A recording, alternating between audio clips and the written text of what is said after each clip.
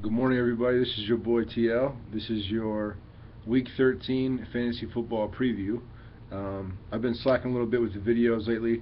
Apologize about that. Last week was a little bit of a crazy week, and this week I should be back on track, but I obviously missed the Thanksgiving games for fantasy. So, moving on, for this week, quarterbacks that are worth looking at if you're in a bind.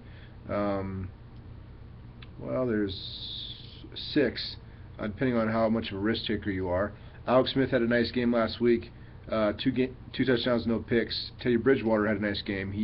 Him and the Vikings pushed the Packers all the way to the end of the game. They only won by 3, which is impressive.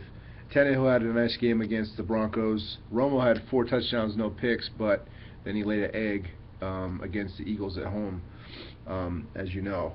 Eli Manning had a nice game last week. And if you're a risk taker, you take Kyle Orton. He's playing the Browns in Buffalo today. I feel like that's going to be either going to have a really good game, like two or three touchdowns, and 1 or no picks, or he's going to have a horrible game and get sacked and throw multiple picks. So depending on how you feel about Kyle Orton, you can pick him up. Moving on to running backs, there are 7 running backs that impressed me last week. Murray from the Raiders looks legit. He had like 100 yards and 2 touchdowns at halftime, and then unfortunately he got a concussion in the second half. So I'm not sure when he'll be back, but when he comes back, he looked like the complete package to me.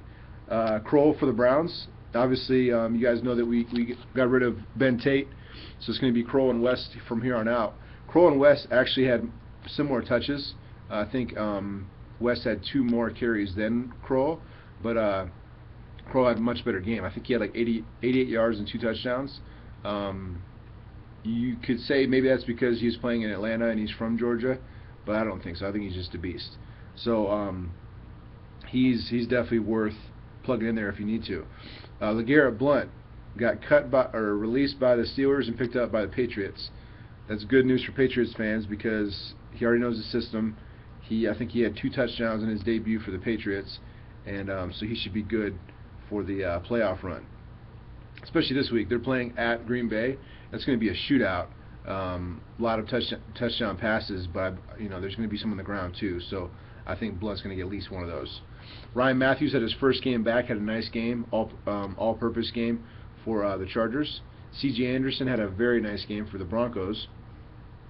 Jennings from the Giants had a nice all-purpose game. And last but not least, Justin Forsett. This is the part that sucks. The Ravens have obviously figured out that Justin Forsett is very good. I've known that for years. I knew that when he was a backup in Seattle. I was hoping they weren't going to figure that out, but they have. And so now they've seen what he can do. It's a really good all-purpose back. He can do it all: run, catch.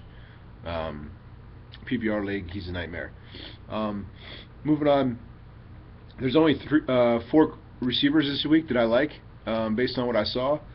Landry from the Dolphins looks like he's their up-and-coming receiver. He's shifty, got good hands, good yards after the catch. He just looks good.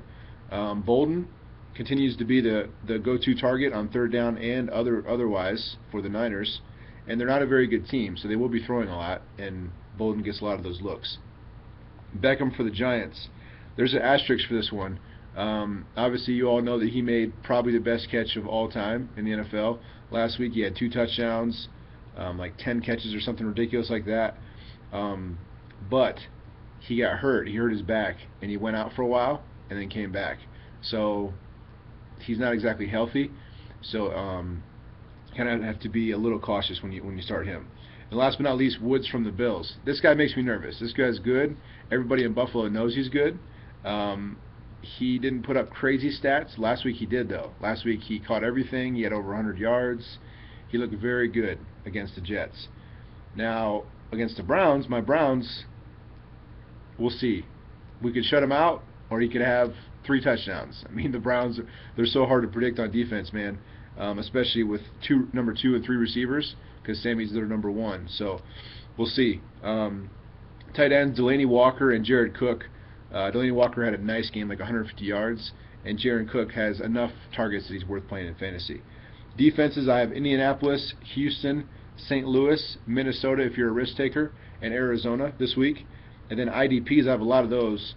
C.O. Moore from the Raiders, Robertson from the Browns because Dansby's out, Michael Griffin, Blanton from the Vikings, T. Smith from Jacksonville, Jelani Jenkins from Miami, McLean from the Cowboys, and Mosley from the Baltimore Ravens.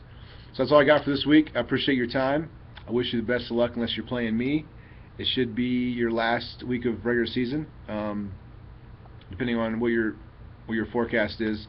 But yeah, let me know if you guys ever need an individual advice.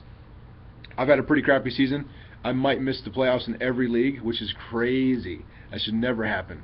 But I guess there's always next year. But much love, guys. I'll talk to you soon. Peace.